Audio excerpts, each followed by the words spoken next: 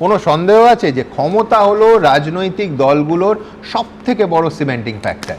ক্ষমতা থেকে তৃণমূল গেছে 2 মাস 10 দিন হয়েছে, মাত্র 2 মাস 10 দিন।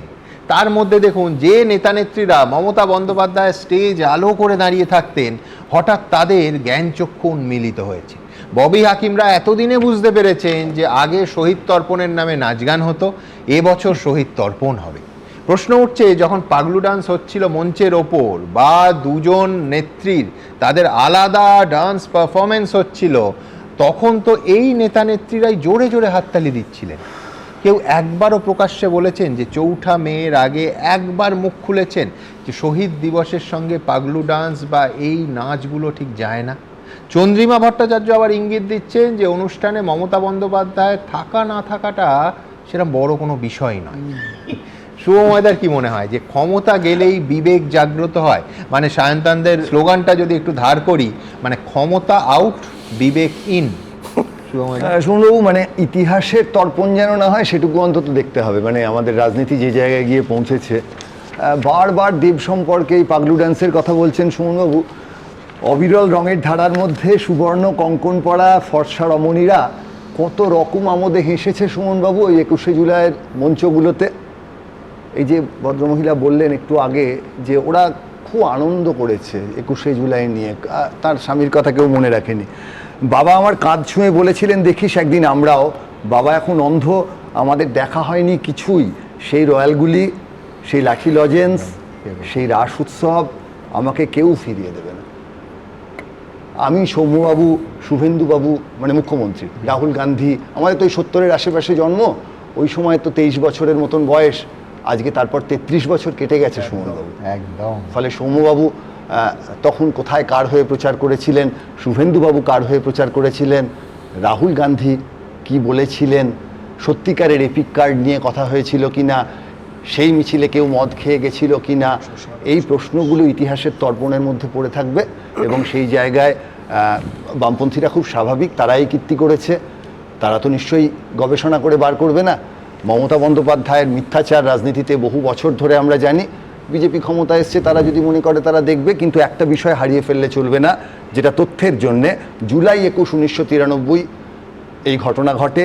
অগাস্ট 28, 1993 কিন্তু এপিক কার্ডের ঘোষণা হয়। ফলে মমতা বন্দ্যোপাধ্যায় তার লোকজনকে দিয়ে, আইপ্যাককে দিয়ে রিসার্চ করিয়ে এটা অন্তত যুক্তি দিয়ে বলতে পারতেন, একটা খবর পাঠিয়ে, যে আমার ওই দিনের পরে কিন্তু এটা ঘটেছিল। দুটো কথায় আসুন, একটাই শুধু তাতে অসুবিধে ছিল, সেটা হচ্ছে যে উনি কি করে প্রমাণ করতেন? ওনার তো সমস্ত ডকুমেন্টসে আছে যে এটা তো কোনো দাবি ছিল না। তো আজকে ওনার যে আন্দোলনের দাবি ছিল না, সেই আন্দোলনে কি করে তুমি ক্রেডিট দেবেন? মমতা ব্যানার্জিকে তার ডিগ্রি থেকে শুরু করে তার কবিতা লেখা কোনো কিছু কোনোদিন প্রমাণ করতে হয়েছে সুমনবাবু? উনি প্রমাণ করতেন কেন? বলে দিতেন, কাউকে দিয়ে বলে পাঠাতেন। পুরো আমি সেটাই বলছি। দ্বিতীয় হচ্ছে যেটা বিশ্বনাথ দা বললেন যে নির্বাচনে বিশুদ্ধতার প্রশ্ন, এপিক কার্ড দিয়ে কিন্তু নির্বাচনে বিশুদ্ধতা সবটা মেটেনি। 2009 সালে যখন দ্বিতীয় ইউপিএ সরকার আসছে, জিভিএল নরসিমা রাও বই লিখলেন, লালকৃষ্ণ আদবানি সেই বই দেখালেন সবারই সামনে প্রকাশ করে যে ইভিএম এ গোলমাল আছে। ফলে নির্বাচন পদ্ধতির বিশুদ্ধতা নিয়ে প্রশ্ন কিন্তু সেই একদিনে শেষ হয়ে যাবে না সুমনবাবু। বিশ্বনাথ দা বললেন শাসক যে সত্যকে প্রতিষ্ঠা করে তাই প্রতিষ্ঠিত হয়। আপনিও গোয়েবেলসের কথা বললেন, হিটলারও একসময় রাজত্ব করেছেন কিছুটা সময়ের জন্যে।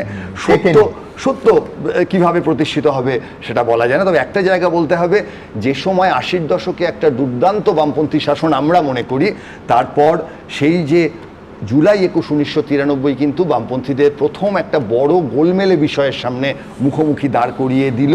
এবং একই সময় মনে রাখতে হবে, নরসিমা রাও বিলগ্নীকরণ করছেন, টিএন সেশন সেই সময় অন্য যে একটা ভারতবর্ষ ছিল তার সঙ্গে বামপন্থীরা কতটা এক হতে পেরেছিল সেই নিয়ে একটা প্রশ্ন থাকবে। আমি শেষ করব সুমনবাবু রাজনীতি নিয়ে একটা কথা বলে। তসলিমা নাসরিন তো আসছেন কিছুদিন পর, তার একটা আফটার শেপ বলে পুরুষ মানুষদের নিয়ে একটা কবিতা আছে। তাতে বলছেন, আফটার শেপ ছাড়া তুমি ইটকাট পাথরের মতো, তোমাকে না ছুঁতে ইচ্ছা করে না কিছু, আমার স্নান হয় না, শরীরের কোনো সেতার বাজে না, তোমার চুল থেকে শুধু চুলের, বাহু থেকে মাংসের, আঙুল থেকে হাড়ের গন্ধ এলে আমার রক্ত বমি হয়। আমরা যারা রাজনীতি বিশ্লেষণ করি সুমনবাবু, যখন বারবার করে দেখি পশ্চিমবঙ্গের রাজনীতিটা এমন একটা জায়গায় চলে যাচ্ছে যেখানে বিশ্লেষণ করার জায়গা থেকে দূরে সরে গিয়ে রাজনীতির থেকে মৃত্যুর থেকে রাস্তার পাশে ফুটপাতের ধারে পড়ে থাকা ওই যে শহীদ বেদিগুলো ছোট ছোট আস্তে আস্তে হারিয়ে যাচ্ছে, তৃণমূল কংগ্রেস বা তাদের তিনটে দল ত্রিভুজের তিনটি কোণের সমষ্টি দুই সমকোণের মতো সেই নিয়ে রাজনীতির ব্যবসাটা কিন্তু চালিয়ে যাচ্ছে সুমনবাবু। এই প্রশ্ন কিন্তু বারবার উঠবে। পুরুষের শরীরের গন্ধ যেমন তসলিমা নাসরিনের বিভূমিশা জাগাতো, যেমন তিনি আজকে পশ্চিমবঙ্গে আবার আসবেন, ঠিক একই রকমভাবে পশ্চিমবঙ্গকে কিন্তু এই প্রশ্ন তুলতে হবে যে এই হিংসার রাজনীতি কত মানুষ কত দিন ধরে এই পশ্চিমবঙ্গে মরেছেন, সেইখান থেকে মরে যাওয়ার রাজনীতি, এখান থেকে আগামী দিনে কোন রাজনৈতিক দল কারা আমাদের বার করে আনবেন। মৃত্যু নিয়ে তো অনেক হোলি খেলা হলো সুমনবাবু, ডেভেলপমেন্টের রাজনীতি কোথায় আসবে? ডেভেলপমেন্টের রাজনীতি কি রেল স্টেশনে ঝুপড়ি উচ্ছেদ করিয়ে আসবে সুমনবাবু, না সত্যিকারের একটা ডেভেলপমেন্ট ইকোনমিক্সের কথা ভেবে আসবে? এই প্রশ্ন কিন্তু বারবার থাকবে। ধন্যবাদ শুভময় দা। এবিপি আনন্দ, এগিয়ে থাকে, এগিয়ে রাখে।